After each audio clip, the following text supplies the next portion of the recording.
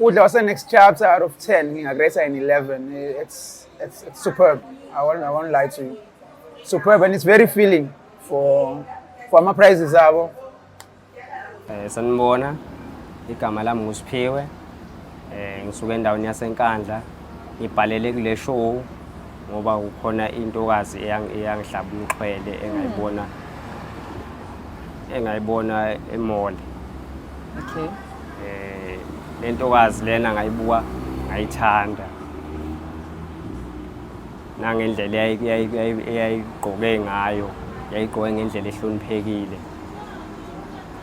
Ishuqule nasekhanda, igqoke neingubo ezinde. Le ntokazi lena ngayizwa ngiyithanda kwakuba ukuthi ke angikwazi ukuthi ngixhumane nayo ngiyibuze imininingwane yayo. Le ntokazi ngangihamba nabafowethu.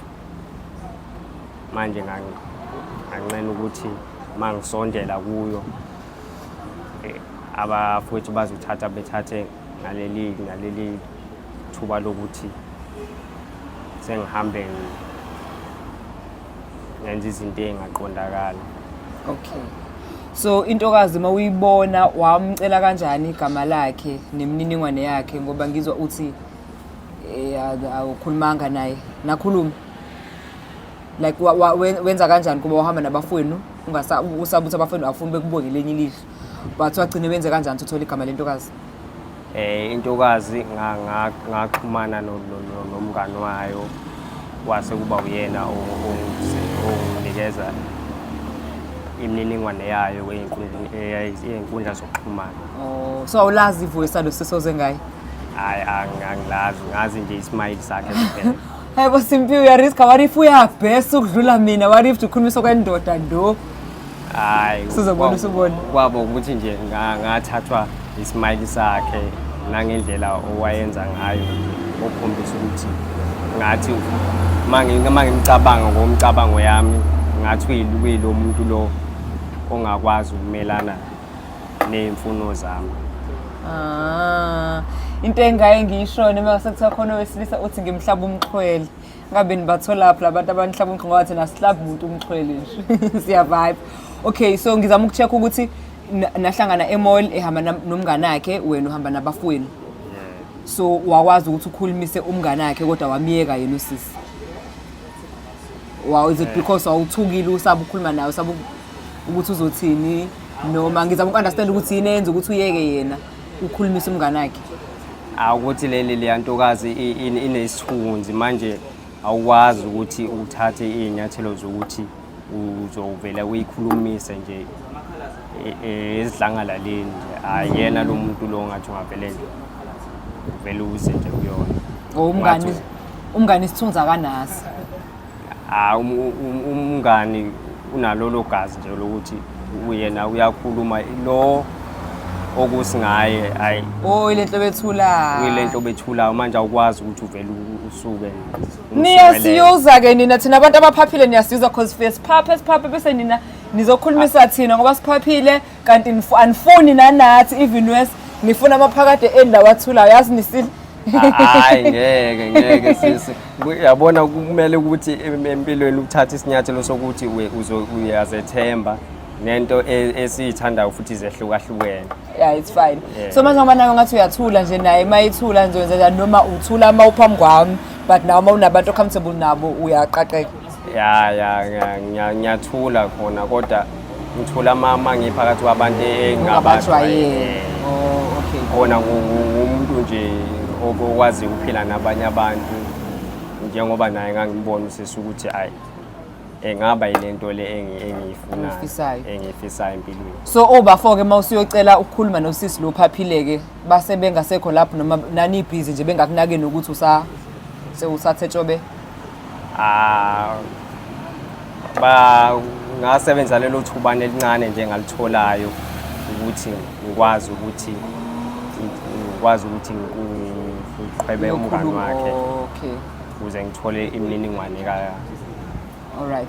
So umbuzo wami wokugcina into okwazi wayibona wachaza indlela egqoke ngayo wafaka iroko elide eshuqulile ekhanda ebuke ngathi uthobekile wachaza na ismail sakhe ngithi yini nesizotha sakhe uzothile lo uzothile yini ongayithandi kumuntu wesifazane ongathi uma uyifica kuyena namhlanje uthola ukuthi awuyibonanga ngale langa ufika uphoxeke ongangiphoxa kakhulu ukuthi mase sengimbona esegqokele iziketshana ezincane njengami kanje ezincane angiqonde bhuti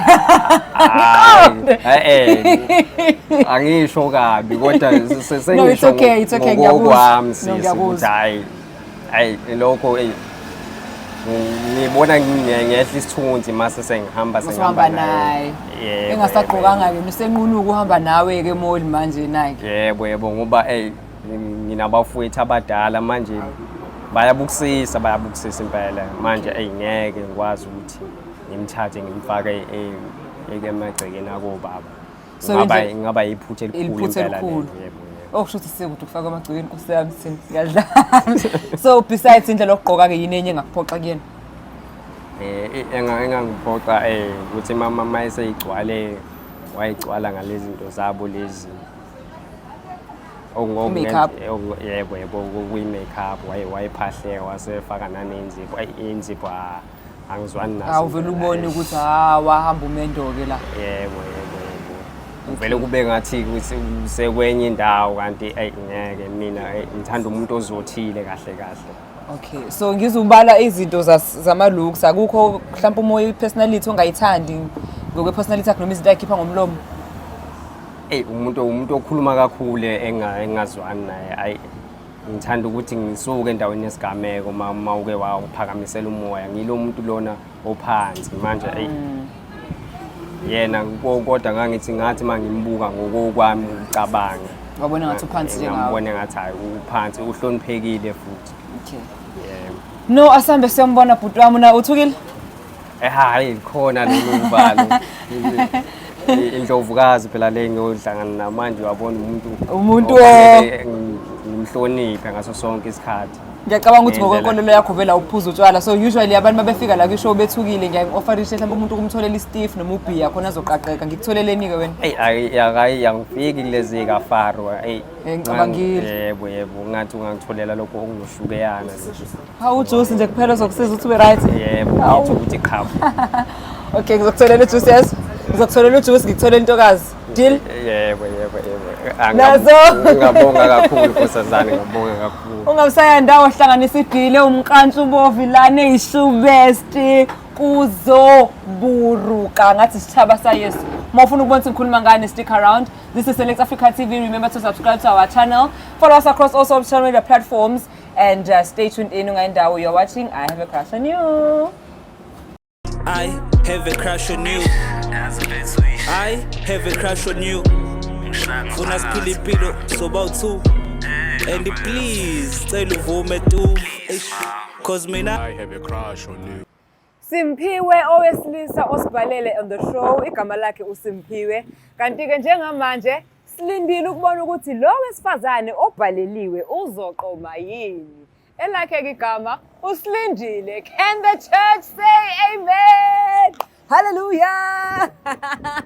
Happy Tuesday! Hello, hi, welcome to the show. You're watching Select Africa TV and this is I Have a Crush on You. Kamalami ngusine ngwakanene, but of course if you're emhlabeni elifana nawe gets to call me Wandama 2K and nami ngi 2K and I so happen to have a crush on you. We are out on 167 Florida Road in next chapter njengentwayelo and namhlanje couple esoyihlanganisa angazi ukuthi kuzowenzakalani kubona ngoba izinto zimana ukwenzeka but I'm hoping it goes well for Ubafo and I'm hoping also my sister uzoqoma so that's a brand new couple in the building. I don't want to waste your time so please follow me sigene ngaphakathi sibone ukuthi are we getting this young love or what? Please follow me and while you do that also follow Select Africa TV across all social media platforms. Subscribe to this YouTube channel and now ngabe une crush on somebody ongathanda ukusize ngayo sort out then please do write to us on the email address down below ngoba nawe yazi ukuthi Select Africa TV izokusetha. Let's go! Come with me.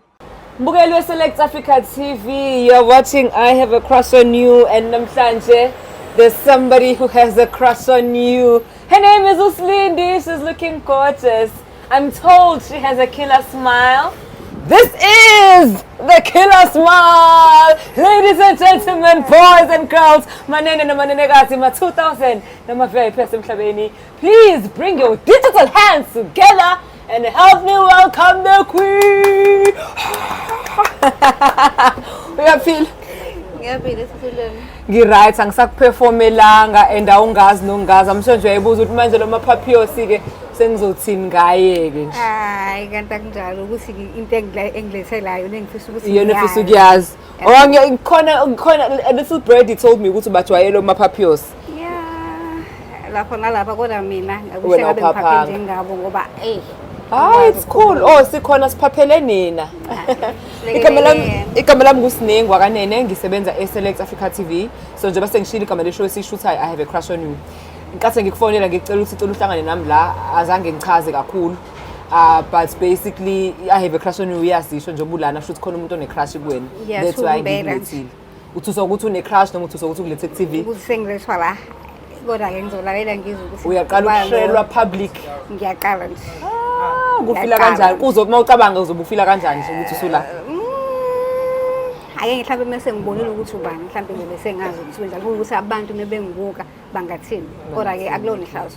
Okay. Yeah. So ngokwakho would you say ukushelwa phambi kwamakhamera kanje kuyi-turn off noma kuyinto ekuchazayo? Because ngiyasasifani phela sabantu. Omunye ngathi oh my god, that was so sweet. Omunye athi ubengisaphi lana. Wena kumiphi? No, kumnandi because ngenzeka ukuthi njoba eza ngoba mhlawumbe umuntu engingamazi mhlawumbe umuntu engimazi yangazi. Mhlawumbe mase ngibona kuzobonakala ukuthi okay mhlawumbe umuntu owakwangibona nomuntu oke wakhuluma nami mhlawumbe engangamlalela kuzobe into kanje ngoba angazi ukuthi awazi.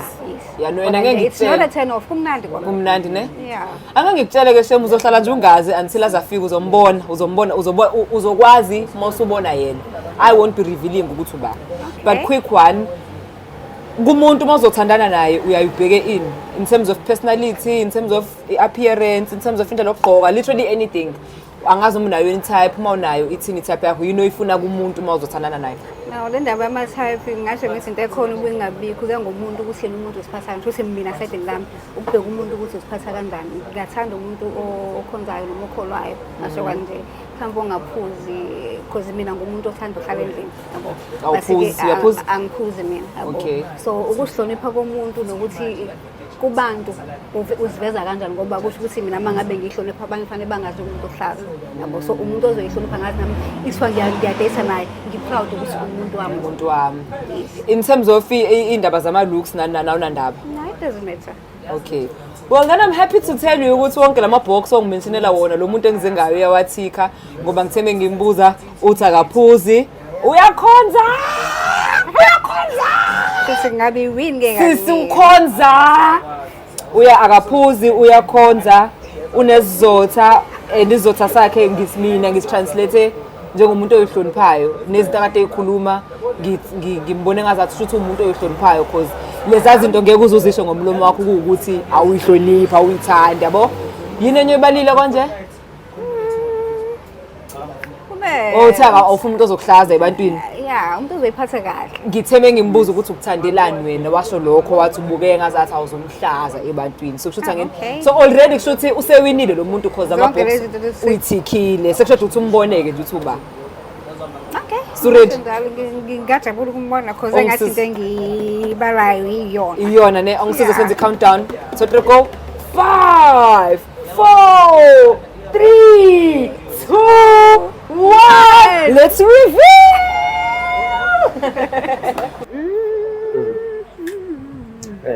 Sawubona mntana umuntu. yebo unjani bese Ngiyaphila mntana umuntu wena unjani? ngiyaphila nami Ngiyaphila nami. Mntana umuntu ngibhalele kule show le ngoba ngakubona emall mntana umuntu. Ngathi mangikubona emall ngangakwazi ukuthi ngize ngizosondele kuwe ngizoyichaza ukuthi ngubani wakabani ngakubona emall ngawanghlaba umkhwele Ngizizwa ngikuthanda nje nangendlela owugqoke ngayo nangalekelanga wawugqoke ngalendlela le eyangithatha yangibeka ukuthi hayi nangendlela ohamba ngayo ngabona ukuthi uyilo muntu ohloniphekile nonesithunzi. Okay, ngicela ukunqamula. Ngicela ukubuza ngoba ngibona e-mall ipho sifike kanjani la? Because mina ngikaze ngibone nje ngikhumbula uma ngithi ngiyakubona nje noma sihlangana. Nami ngakubona e-mall.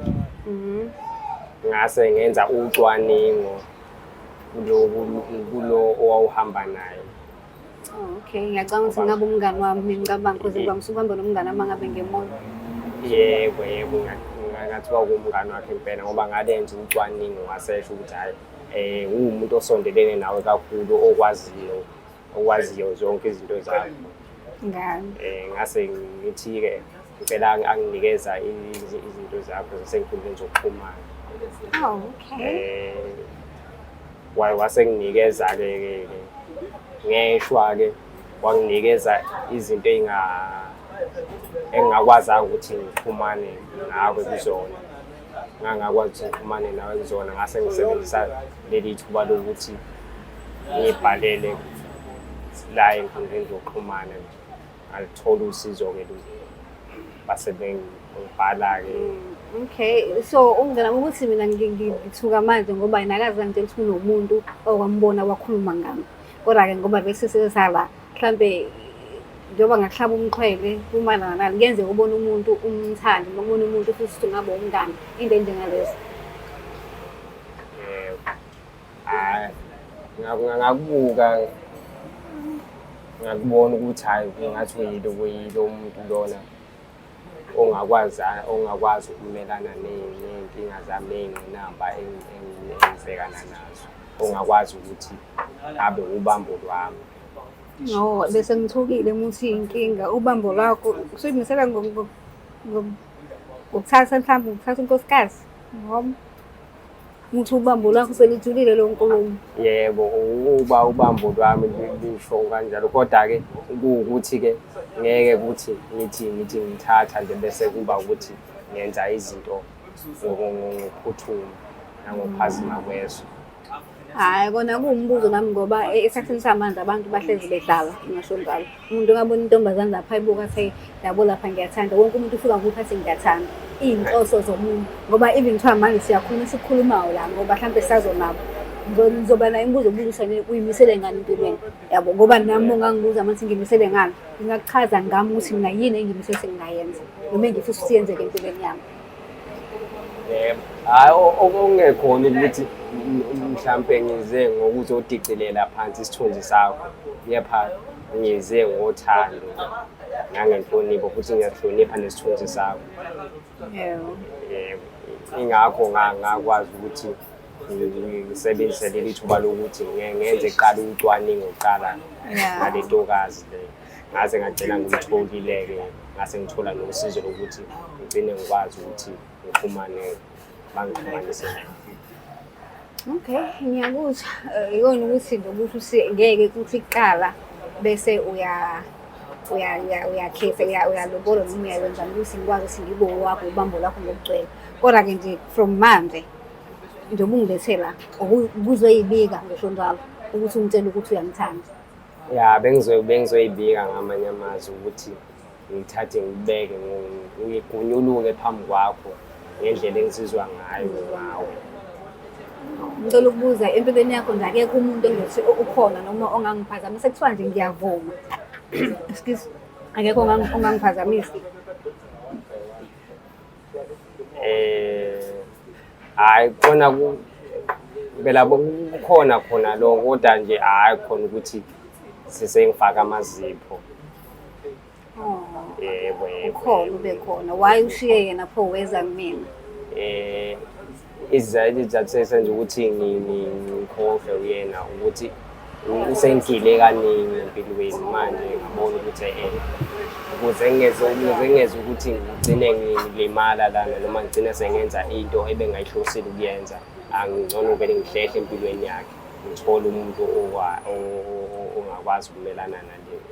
Hayi ngicela ukuza lokho nanokuthi-ke first uvele like uthandweni kuba nezinto ey'thile ezisiphazamisayo uthi umuntu umthanda ugcina usuhamba ubona ukuthi uyabula mhlawumbe usekwenze kwaze kwayekaningi ngiyeke ngiyazi ngeke sicela ukuthi bekwenzani ngoba sizela ngami nawe ukuthi sikhulume ngawo kodwa ngiyacabanga ukuthi uzophola nangelinye ilanga ngiyazi la lokho kungadluli yabo so ngasayide ngami ngiyamkhumbula umngane ngiyacabanga ukuthi umngane wami wakucela le nto le yilo engihlezi ngihamba nayo ukuthi-ke ngiphatheka kabi ngasesayidini lakho ukuthi waye ngazangazazi ukuthi kunento ekanje ngasenzeka noma mhlawumbe naye bengazi angazi.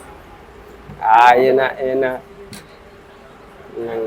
ngakwenza nje ukuthi ngenzele ukuthi ngoba ngaqale ngabuza kabanzi ngawe wangichazela ukuthi wangichazela ngaleliseka ngencazelo yami kwase kuba ukuthi-ke ngase ngithi akube yinto ephela phakathi kwami naye bese ukuthi mina ngikwazi ukuthi ngiyivumele mina ngithi isiZulu sithi ubambe izingelayo manje mase sengithumela yena kuzobe sengathi hayi angizethembi kwamina. No, ngiya-understand. Ngicela ukubuza uhlala kuphi mhlampe because kuningi engingakwazi ngawo uhlala ngakephi kanjalo. Ngihlala eNkandla. Uhlala eNkandla. Inyombo wami useNkandla. Hayi mina ekhaya ila into akukho kude kangakho. Basi-ke ukuthi mina okwamanje empilweni bengayimisela ukuthi ngibe nomuntu ngishona ngoba ngeke ngasho ngasi mhlampe abantu yaba nomuntu uthi nihambe endaweni eyodwa kanti nihambe endaweni eyodwa so okwamanje angiyimisela ukuthi ngibe nomuntu kodwa ushiyana ukwenza kwabantu yabo mhlampe nawe ngathi ekuhambeni kwakho noma ekwazaneni kwami nawe kube ukuthi khona mhlampe okushintshayo kumina yabo angisho ukuthi siyakhona siyakhona ukuyixoxa nje ngoba fanele ngikunikeze indlela ngoba ubhalile wabhalela la ngizohlelo fanele ngiresponde ngendlela yokuthi nene hayi ukuthi bexoxana into enhle uthando so akukho engingagxeka ningakwenzi ukuthi kungithuse ngisho njalo ukuthi-ke mntana umuntu ukuthi othandweni socathulisana lento esocathulisana ngayo sicathulisane size sifike enjabulweni ukuthi mhlambe sesiba ukuthi sisiwa ndawonye imihla namanje. No, ngiyakuthi mhlampe uyasebenza or uyafunda or wenzani bese sifunda sesikhulile manje. Kade ngiqeda ukwenza i-license yami ngo-14 kade kukhona umsebenzi omncane bengisawubambile bengakatholi umsebenzi ozothatha ungibheka. No, haya nginayinkinga kodwa khona kuyaphileka kulo msebenzi akhona ukuthi sewukuthi umsebenzi nje. No, hayi kancane. Yebo ngiyakwazi ukwenza izinto nanokuthi-ke ngithi imali umuntu uyakwazi ukuzenzela izinto ngemali mayizosebenzisa ubuchopho nje nomqondo. No, hayi. Kahle imali semqondweni kahle ngisho njalo. Kona ukwazi ukuthi kube ukuthi uyadohoza uyakwazi ukuthi uphile khona into ebalulekile leyo because izinto manje ayihambi ngendlela esisithanda ngayo umuntu kusho nje ufisa ukuthi kungabe ulapha kodwa uNkulunkulu sakubeke ukuthi engasungala into ikanjena ukuthi kukhona lapho engibona khona ukuthi hayi khona lapho kushoda khona ngathi ngakhona umuntu engizobambisana naye. Yebo othambileyo nasekhaya bengajabulela lokho abafowethu ukuthi hayi sengimtholile othandweyo wami. Okay, ngizwile ukuthi uthanda umuntu oyihloniphayo ngendlela ongibone ngayo njengoba nawe usho nje so ukuhlonipheka kwami ngihloniphekile impela ngiyahlonipha nokuthi nginokumazi omunye umuntu angiphuzi utshwala so ekutholeni umuntu mhla kuthiwa ngithola umuntu ngifisa umuntu mhlawumbe okholwayo ongaphuzi like onabo ubuntu njengoba nje wonke umuntu ufana ukuthi okay uhloniphekile umuntu ngiyamazi omunye umuntu because kunabantu abasefisa abazazi bona bodwa yabo so mangabe lokho engikushoyo nje kukhaveka nami ngiyakube into yamanje but kusho khona singaxoxela phezu kwabo.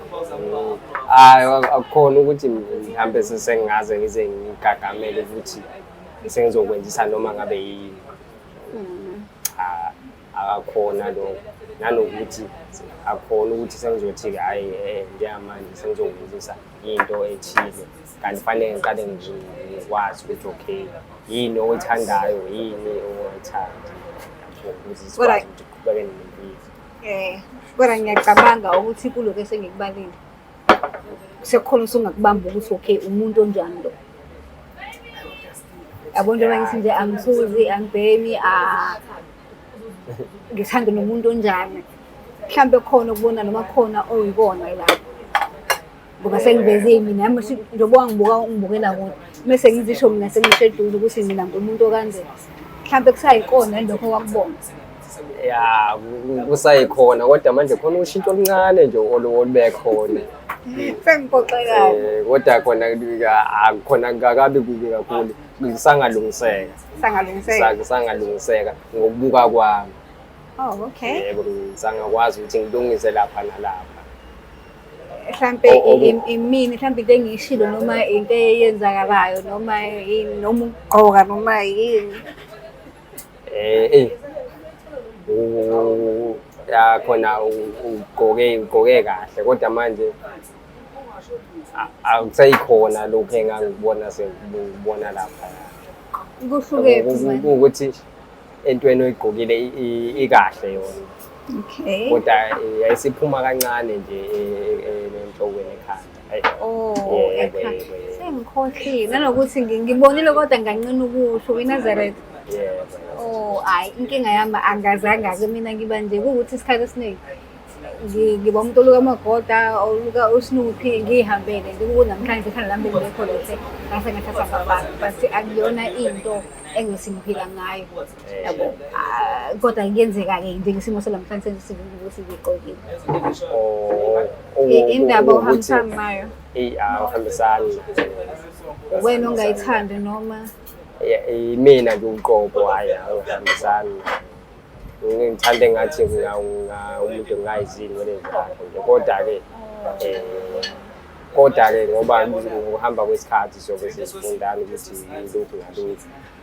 lokhu nalokhu ngingathandi nengahambiselani nawo bese ngazi yebo no akona ngiya-understand njengoba ngisho ukuthi nami engikuthandayo ngiyakusho kuwena nawe nokukhona ungakuthandi kusho yonke right le angithi kuthiwa kuze kwakheke indlu iqine kufanele kuqine kuthiwa yini slab i-foundation esifanele iqine so if uqambelana amanga manje ngithi mina ngumuntu onje wena umuntu onje bengeke kuze kulunge lapho yabo so lokho kakubona ngakho ukuthi kukhona okushintsha lokho wakubona isikhathi sokubona emoto namanje kusakhona yini so nje ukuthi kusakhona ngaphandle kwey'nwele. Ngiya-understand abantu abaningi abayithandi kanti nami ngiyayigqoka ngoba phela siyagqoka kodwa akuyona into engathi ngiphila ngayo. Into ophila ngayo. Yes, cha akuyona. Khona okukhombisa khona ukuthi uyayithanda futhi unokuthi fanele uhleli uhlanzekile ngaso sonke isikhathi.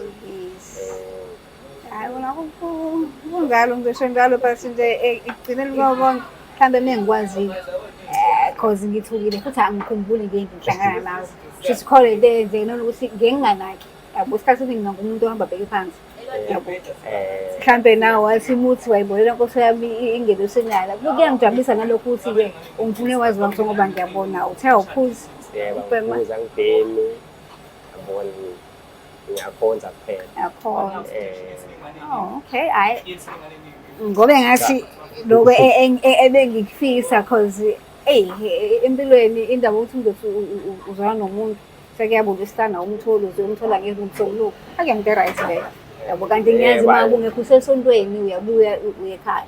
Hhayi lokho akuwakho umuzi nangendlela engikhuliswe ngayo angikhuliswanga kanje ukuthi kufanele umuntu wesifazane umlawule kanjani kodwa nje uma ezokwazi ukuthi amele umthetho wakho yabo nani ezokwazi ukuthi ukuhlonipha nasekhaya bengabe seyiphakamisa ikhanda fanele ngihlonipheke nje umuntu othobekile yebo umuntu othobekile bese kuwukuthi uyathwala nasekhanda kodwa bengithi ngimele ukuthwala-ke njengoba ngikanjena hayi ngisuke kwadeja kancane kodwa Deja kancane. kodwa khona ukuthi ngiyabona ukuthi hayi bekusakuyithanda.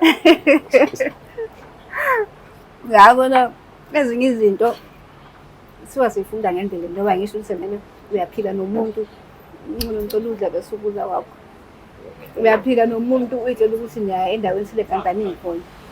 Mhlambe ngami ngihleli nje bengilindewe angisho ukuthi siyavumela uxoxa nje because impilo uyazi kusasa sakhe siphathelene. So okunye nokunye hayi sazoxoxa phela ngoba sesiyazama. Manje ngizongisho sonkana mama. Ya fanele ngikuse sonkeni kodwa ngingathanda ukuthi ngiyise kanti akakavumi kimi. Oh. Fanele uqale kube ukuthi ngoba mangingakwenzisa lokho ngawukuthi sengikwenzisa into ongayithandi nento futhi sekuzobe ukuthi usukwenzela mina akusungaphakathi kuwena. Yazi ukuthi-ke kwayilokho kuyangijabulisa ngoba kusho uyamcabanga omunye umuntu uyamazi omunye umuntu ukuthi okay ukuthi fanele into ofanele uyenze ngokuyithanda hayi ngokuphoqile. Hayi ngokuphoqelekile ngoba uzogcina usuyenza ngokungayikho. Ngithi uyabona ukuthi kusho mina uyangisiza ngoba njengoba ngithi sisazoxoxa nawe sisazoxoxa akupheli la. Hayi ukuthi ngiyanqaba futhi hayi ukuthi ngiyabona safanele ngiyodinga nomngane wami ukuthi waye ngazange ngitshela. Hayi kulokho bengebu ungabusaya lapho ngoba Mhlawumbe lapha nesixoxe so bese singaxabani mhlawumbe ngabe ungisizile ngoba ngisingakwazi ngazi ngani noma kuyobe sekuphela kokubudlelwano benu. ngeke akwazi angithi yabo nje manje ngokubuka kwami although ngingazi ukuthi kuzoyapi noma kuzogcina kwenzekeni but ekufikeni kwami la bengithi mhlawumbe ngiphatheke kabi noma khona into ezokwenzeka but semengizwe igama lesho ngathi akuthi kuzohamba kahle. Bengingabhekile nami bengisuke nginalelo themba lokuthi ngiyogcina ngitholile okubambo lami. ngenzeka kancane kancane unawo nabazali. Abazali bona bakhona ukuthi abayithandi into ebheke eceleni nayo into abangifundisayo ukuthi hayi bathi uma uthatha ndodana uthathe ubukisise kahle. Okay. Kodwa ayikusho ukuthi usuyimisele noma kuwukuthi ngeke ukuthi manje uzokwenza. Ngoba phela kuyenzeka ukuthi uthole ekhaya uyayibona ukuthi ungakanani mhlawumbe umdala ekhaya basekhaya sekufanele kube khona into oyenzayo kufanele kube khona umakoti kufanele kube khona ingane umuzi uyavusa mhlawumbe ngayinto enjalo but-ke mina ngobona ngawe ngiyacabanga ukuthi noma ngabe kuthiwa yini eyenzakalayo kuzobe kungaxatshelwa. Ya kuzobe ngingaxatshelwa kodwa manje benginethemba lokuthi ngikhulume ngathi ingahambiselana bengisuke nginalo themba lokuthi Ela ngithi mina bengingakwazi kuzoba nzima ukuthi vele kube ukuthi nje mhlawumbe manje khona into esiyenzayo ngisho kuthiwa abantu bazohlambana kufanele baqale bazame. Ya ukuthi-ke lokho-ke kuyinto enhle ngizwa iphuma kuwe ngokuthi awuyona le ntombazane vele ithatheleke phezulu futhi uyakwazi ukuqale into uyicubungule kahle. Angithi uke washo wathi umthole ngomngane nami futhi uhambe wenza ucwaningo lapho ngale. Nganza nami kube ukuthi ngithole ukuthi ngenze lami ucwaningo ngawo. Noma shothi vele nje konke kube kobala ngoba usuyangazi ukhuluma nami kanjani. Ya ukuthi kumina Kuwena kwamaya akukho mhlambe ongathi okunzima. Ongathi mhlambe ngawushintsho kokubona la akukho okungako kodwa phela ngeke sithi umuntu ngeke sithi ngeke ngize ngithembe ngokuthi ngenza kahle yonke into khona lapho nami ngishayisa khona ngiyabona ngoba sisonke siyawenza amaphutha. Ngicabanga ukufundisana ngingena lapho. Ngicabanga ukufundisana ngingena lapho so kuzokwenzeka into engingayisho mina ukuthi ngoba sesihlangene sesazana mhlambe singaphinde sihlangane ngelinye ilanga sizoxoxa sizokwazana soshare ama-numbers sixoxe sikhulume sibona ukuthi sibeka nawo. Angazi noma mhlambe lokho ku-right nasayidini lakho. Ya kukahle khona ya Phazamisa. Ngizocheck ukuthi khamba kahle. Ngibona ismile isho ukuthi khamba kahle. Hayi kusahamba kahle okwamanje. Ngicela usondela kancane ungaphumi kwi-frame. Ngingazi ke. Noma usazongishintshela ngosazana kodwa nje So far so good. inkulumo izwele inkulumo. Yeah. Ke singakafika enkulumweni so far ngathi kunjani ukudlala ekhaya. Hayi khona kumnandi. Linda ade niyilindele. Mhlawumbe ngaphezulu sebelinde. Ushayili lokulana la ku. Ngibona nizwe lokufana mangifuna ukuqagela imama lipotelini. Ya. Ngiyavaza la bese nizaba mnandi kulezo zokorder so nje bani izinto efanayo nje iyajampisa ukuthi khethelwe. Hayi sinamanje mnandi boma ukuthi ngifike leso state sokodelana. Cha ukuthi nje yabona thina sizinto ezithanda lokudla lokwezulu manje kuloko hayi khona sekuthi nje asifuna ukuphoxa ngalo. Ngenhlale ngingazi. Okay. So into izele mawucabanga ngiyahlangana. Ngokuzwa inkulumo yami. Hayi. Inkulumo yami noSisi. Hayi. Ngiyathembisa. Ngiyathembisa. So bungakamniki impendulo. Angicabangi ukuthi mhlawumbe impendulo angayithola manje. Bese sizimele nokuthi mhlawumbe ngoba bengazi naye ukuthi angimazi yena ukwazi ukuthi aphele ngale yabo esizomngane wami so nami ngisasubula ukuthi okay ngibone ukuthi okay umuntu onjani hayi ngoba sobe singaqondi sokhuluma naye kanje mhlawumbe sishaya namba zisambe bese mhlawumbe ethelanda wayo sesakwazi stop there phambi mhlawumbe nami ngibe sekhona sengikwazi ngaye so far judging from lokho kwaziyo ngaye akubonisa kona namhlanje I know ukuthi ngenzeka ukuthi kunesayida angakavezi mhlawumbe lokho akuveze namhlanje mhlawumbe khona kwamanga ngisho ukuthi cha unamanga ukuthi sengasho phela umuntu ungamazi ngisho ungazi noma uze ngama good intentions wangempela noma usakupretenda but from what you've seen kuyena namhlanje on a scale of 1 to 10 ungamrate umbeke kuphi nje I'll say 8.5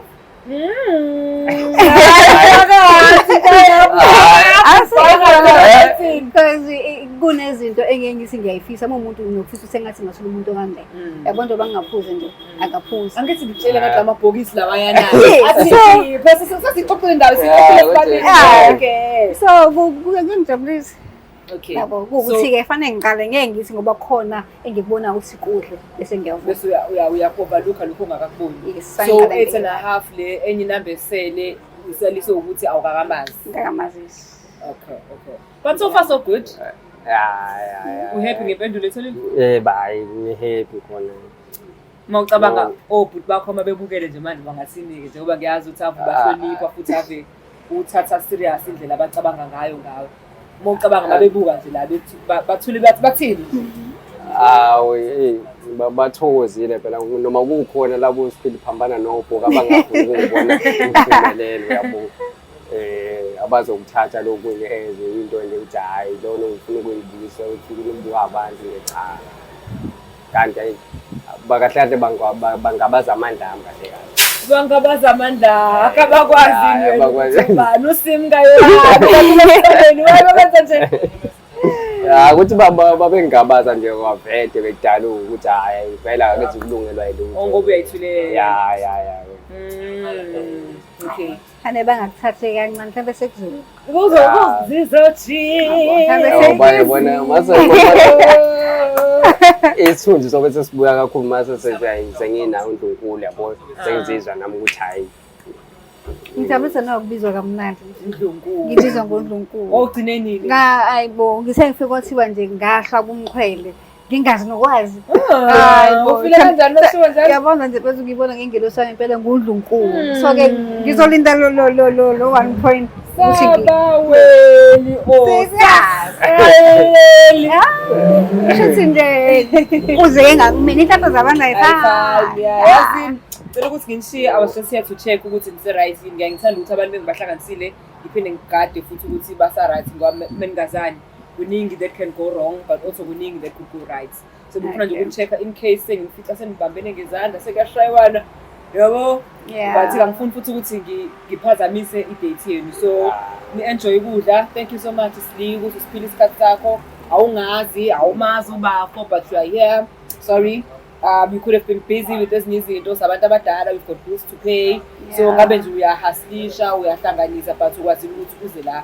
Spiwe, thank you so much for ukuthi usithembile ukuthi singakwenza into nje. I'm happy nge-outcome ye-date. Ngiyacabanga ukuthi you're on the right track.